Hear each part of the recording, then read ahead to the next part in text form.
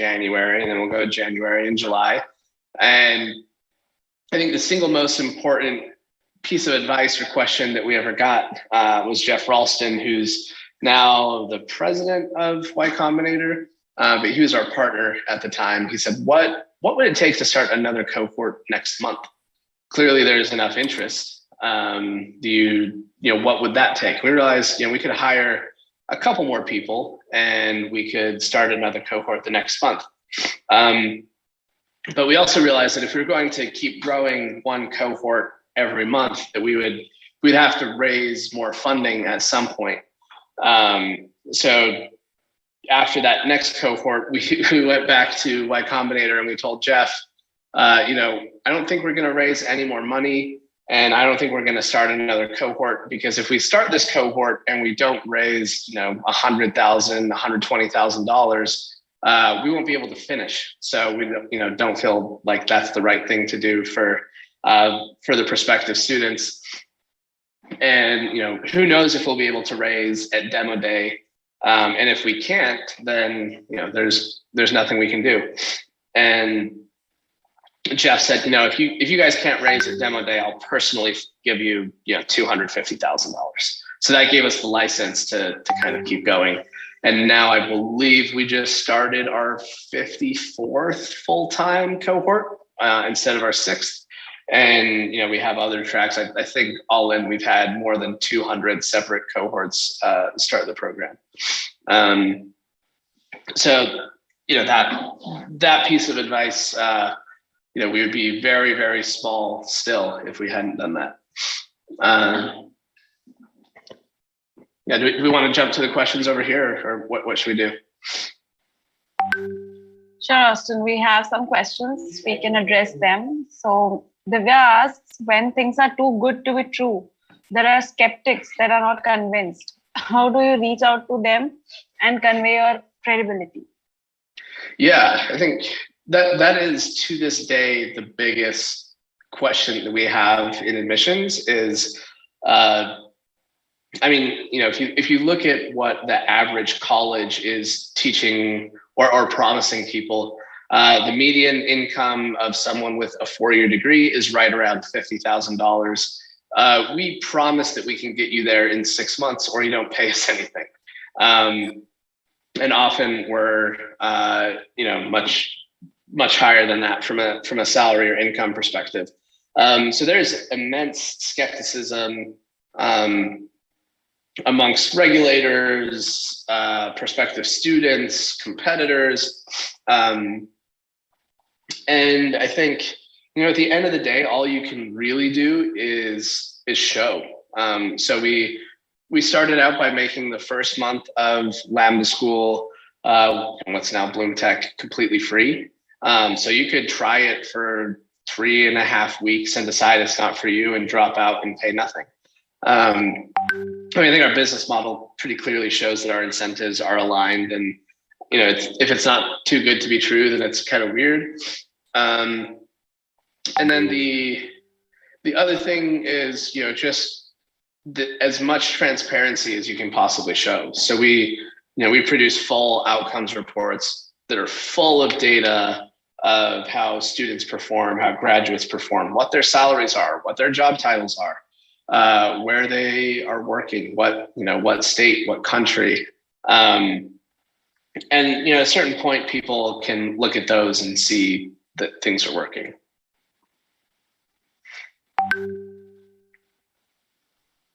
Well explained, Austen. Just a follow-up. So you said that you can make the first few weeks free for those who are interested. What if it invites more uninterested people coming just to try and may not be really interested in a program, and they use your resources and drain out the possibility of getting you interested users? Yeah, that definitely happens. We have a bunch of people who, I think that's the trade-off that you make, is some people will come for 3 weeks and never intend to enroll in the first place. So you have to, spend money to train those folks. We felt like that would, if you forced everybody to start paying when they enrolled day one, you would affect the numbers of people who are interested and your credibility enough that it makes sense to invest there. I think one of our core beliefs is that if incentives are aligned and you invest, it makes it easier for everybody to make decisions. So, obviously our tuition model is aligned with the students in the first place.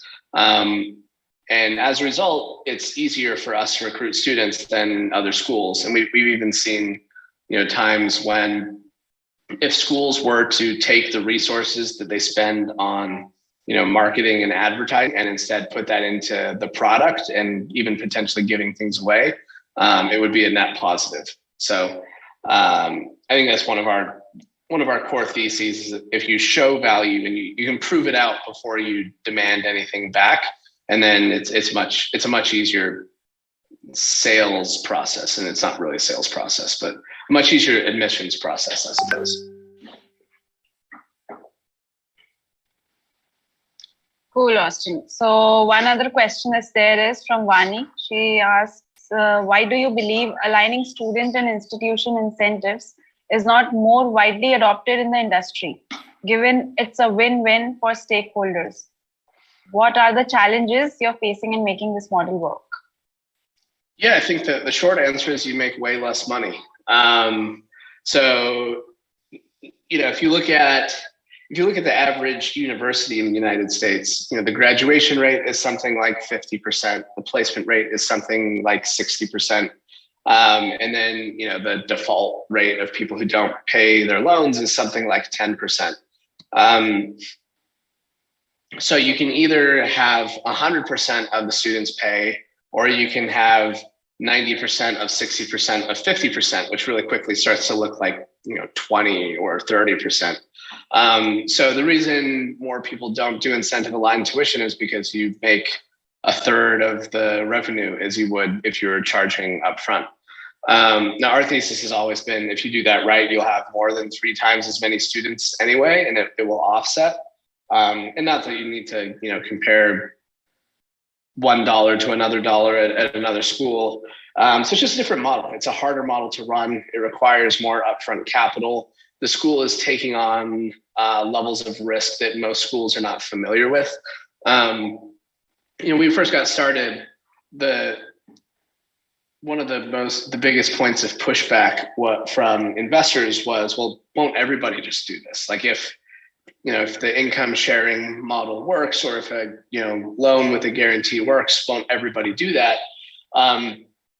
And for a while, other schools started to, but it's really difficult if you are, a small school that doesn't have a finance team, that doesn't have a capital markets background, that doesn't know how to underwrite risk to say, we're going to start offering this zero upfront option for a couple of reasons. The first is, the revenue takes longer to come in and there's less of it upfront. But the other reason that I think was understated is if you offer that option, everybody who would have paid up front will take that option instead.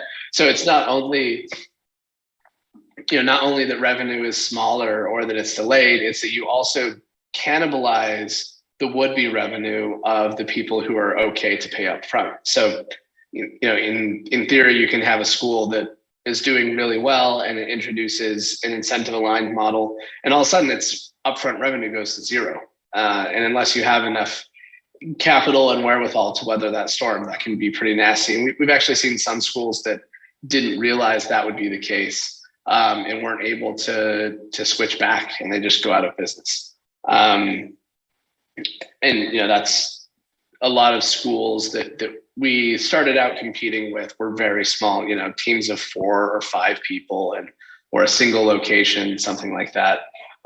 It's starting to kind of amalgamize to where the bigger schools are winning more battles, are getting more students. They have more money to invest in curriculum. They have more money to invest in placement teams. So students tend to opt for those options instead.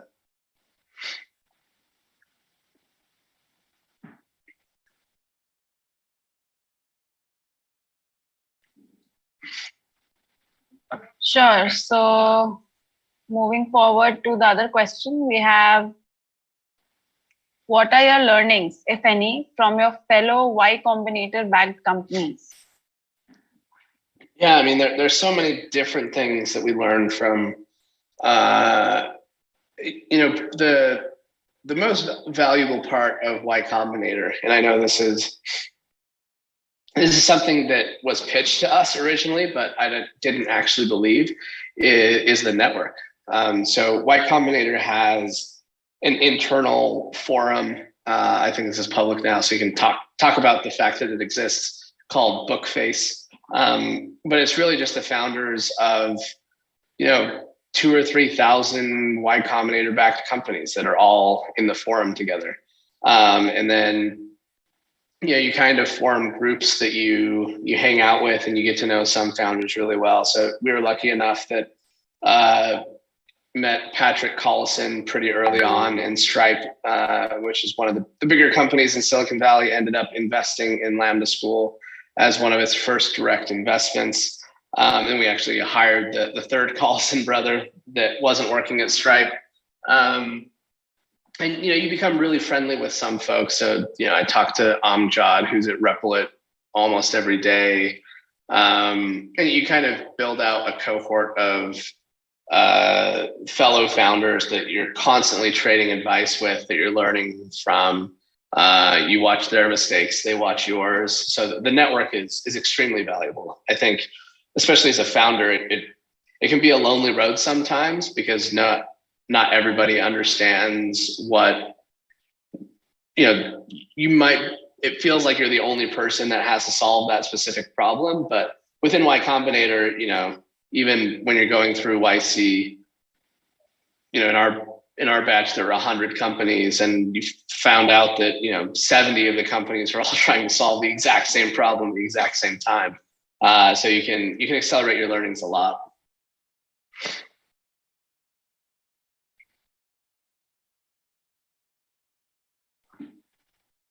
Sure, Austen. There's a follow-up question for you on the earlier one. So Vani asks, do you believe a tiered service model or any other solution which could solve the problem of cannibalization? Or is it unavoidable and you focus on volumes? Yeah, that's a really good point. You definitely can move to a model where there's some upfront deposit or down payment. And we have that we have a bunch of different financing options now, and some of them do have deposits. And of course, if a student is willing to pay a little bit upfront, we can charge less on the back end. And really, it's about matching what you're doing to what is the best option for the student. But certainly, we've seen that if you have multiple options and one of them is zero upfront, and the others, even if it's $100 or $1,000 upfront, you'll see orders of magnitude more people do the one that's zero upfront than the ones that are $1,000, $2,000, $4,000 upfront. We actually just launched new pricing today, so we'll see how that pans out in our world. But historically, there's just something very special about something being zero upfront. And when you do have zero upfront, people tend to choose it, which cannibalizes the rest of your revenue.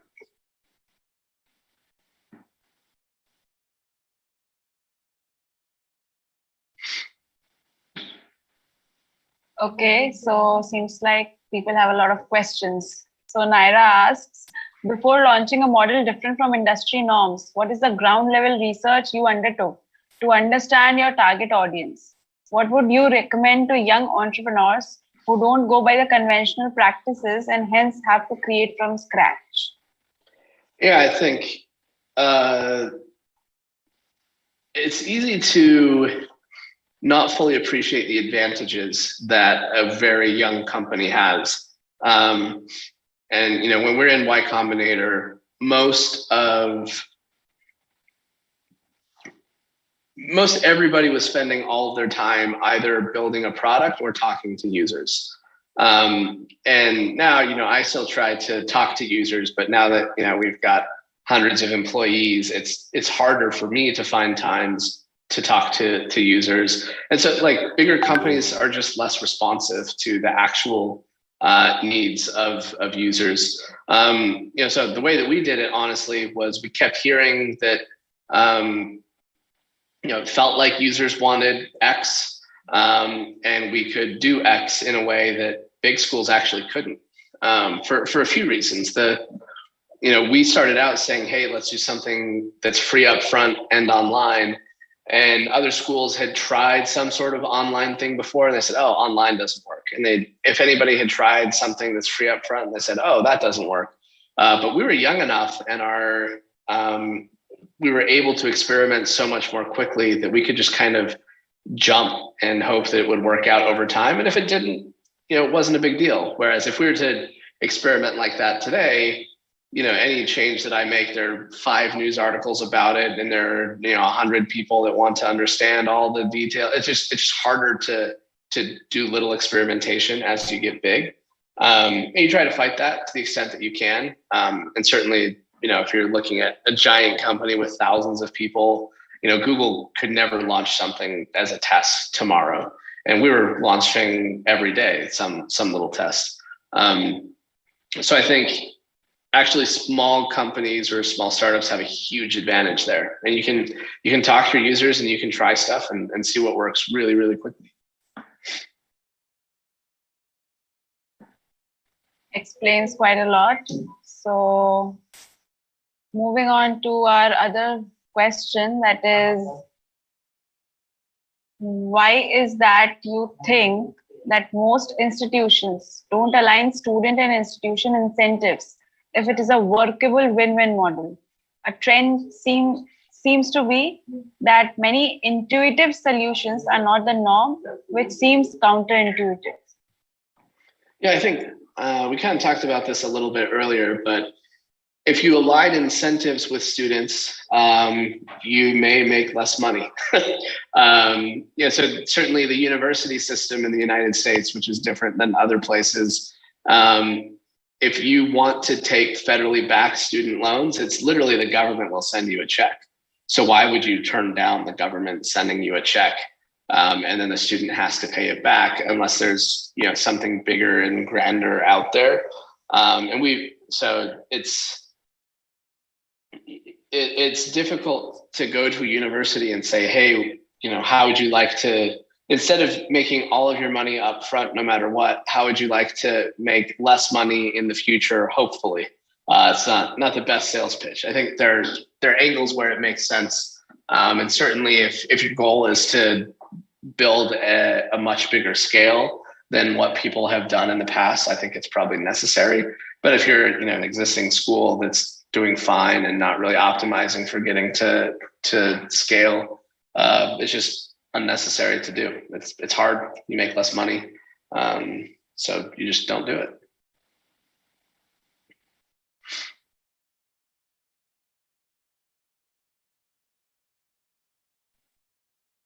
Sure, Austen. Okay, so we have an interesting question over here. So what are the other alternatives for Y Combinator, and how helpful is it in the long term? Yeah, I know there are a ton of them. I've seen Techstars, just some examples on the top of my head. On Deck is starting something. There's Pioneer. There are all sorts of accelerators and early or pre-seed VC funds. I think Y Combinator has become the predominant one. In the early days, it was because of Paul Graham. He just, if you look at the earliest cohorts of Y Combinator were like 10 companies, and like 2 of them would become multi-billion-dollar successes. That's just not, statistically, that's not what normally happens. And they've kind of built on that network and on that success. So they've become the dominant player, and by a lot. So there's certainly, YC is by no means the only place you can get money, but in the long term, as I mentioned before, the real value for me now comes in the network. I can, if you look at the list of top Y Combinator companies, it's, Airbnb, Stripe, Dropbox, Reddit, all these giant companies, and I'm on a first name basis with the CEOs, and we chat from time to time. So that's worth its weight in gold as a founder.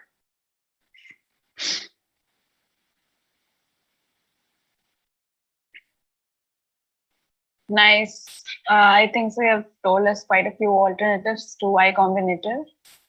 Now, Kalpana asks, for new startups looking for funding, what would you recommend in looking for?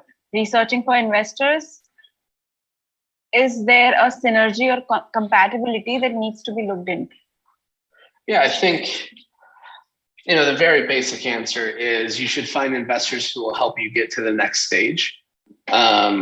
If you have no network and are trying to build up to the point where you can get to a big fund, you want your next round to be a big round from a big fund. You want to work for and optimize for that. So of the other companies that they've funded, what do the outcomes look like? There are frankly times when it doesn't really matter, and all you need is a little bit of money. And if it's green, it works. So it really depends. I think, if you can take money from the top tier investors, it sends a different signal to the rest of the market. It makes, as an example, if you can raise a seed round from Sequoia or Andreessen Horowitz, your next round is 100 times easier than if you raise it from somebody nobody's ever heard of. But it's at the end of the day, your company is going to be successful based on how well the company is run. And you can trade too much, I think, chasing brands and names and thinking that might make your life easier. But at the end of the day, if you have a great company, people will be jumping over themselves to fund you. So.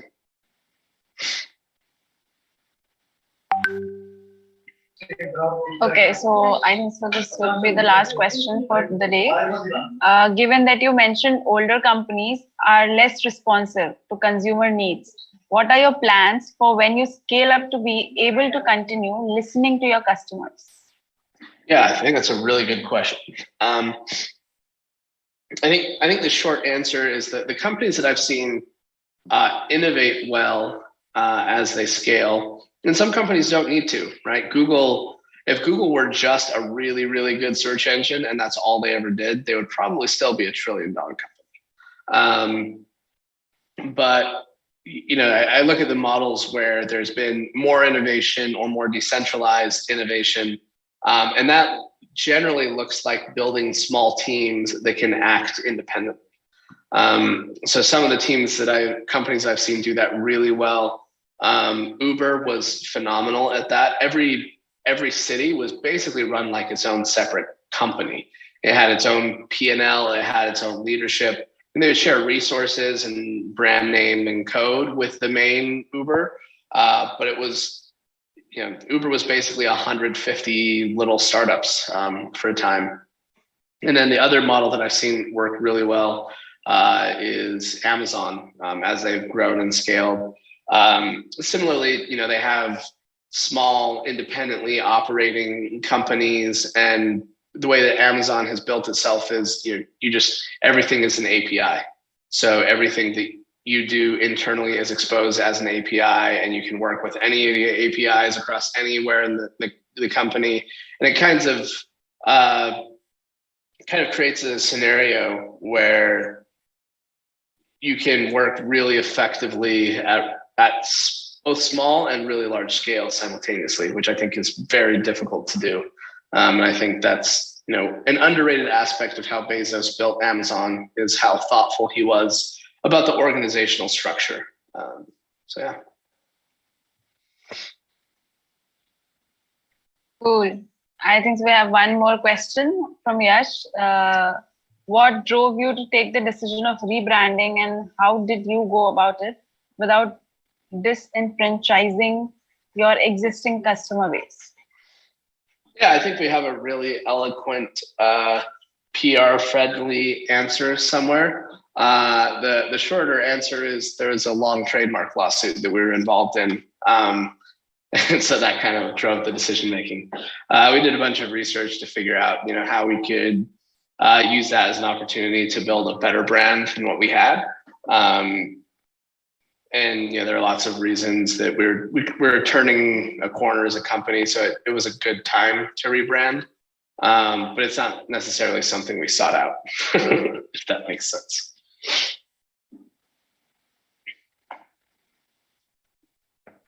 Sure, Austin, it makes complete sense. So I think so the questions are done. If you want to make some closing statements. Yeah, I mean, yeah, look, at the end of the day, I'm super grateful to be in the position that I'm in. And, I remember talking when I was in the shoes of you all with, founders of companies, and they said, I was in your shoes, N years ago, and it's really no different. And I was like, okay, that's, easy for you to say, but it really is, as I look around at the top companies in Y Combinator or in the world, or startups that are doing really well, it really is just a bunch of ordinary people that wanted to solve difficult problems as best as they could. And so don't count yourself out. We'd love to. I think the world needs orders of magnitude more founders than it currently has, and more people willing to tackle ambitious problems. So I would love to have you join us.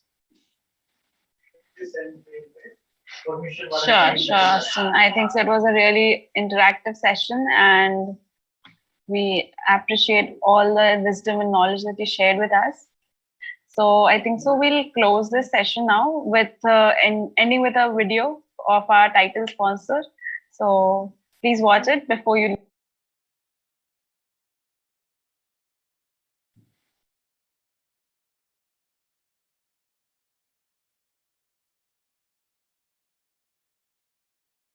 If it is audible.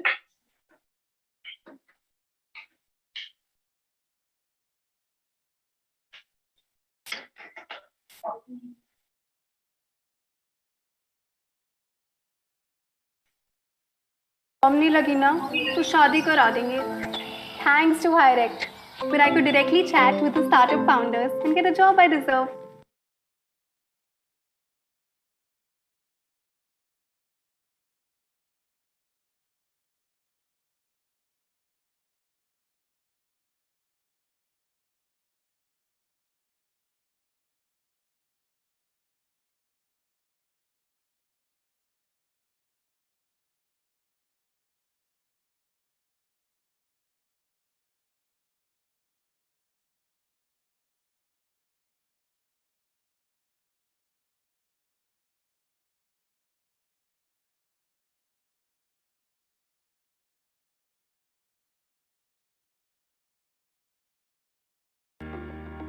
Post a new job and receive responses within 5 minutes.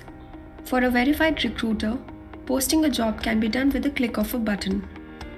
Recruiters don't have to wait for candidates to apply. Candidate profiles are recommended based on the job post, and recruiters can start communicating with the recommended candidates immediately after posting the job. Privacy of the users is also protected. Personal information like phone number, CVs are shared only with consent. The communication can either be initiated by the recruiter or the candidate. In my case, you can see within 5 minutes of posting the job, the recruiter could chat directly, receive responses quickly, and even schedule interviews with the candidates. Within a few minutes, the recruiter can start expecting more candidates to view the job post and reach out to them by initiating a chat conversation. Since Hirect is mobile first, responses pour in any time of the day, as most people are within the vicinity of their phone. A few hours later, as you can see here, a product manager job post was added by me last night, and by morning I have already received 15 plus chat requests from job seekers.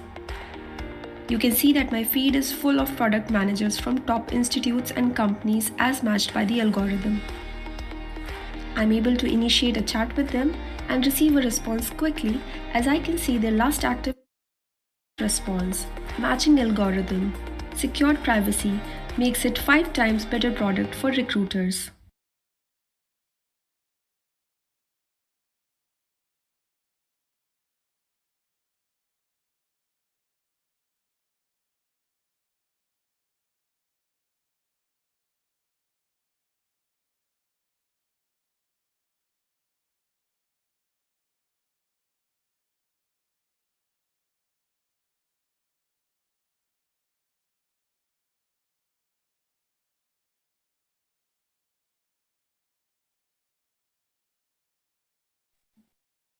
Okay, guys. So thanks a lot for being present over here. We are closing the inauguration session now. Let's wait for the exciting sessions lined up by Hirect, Presents Genesis. Thank you, guys.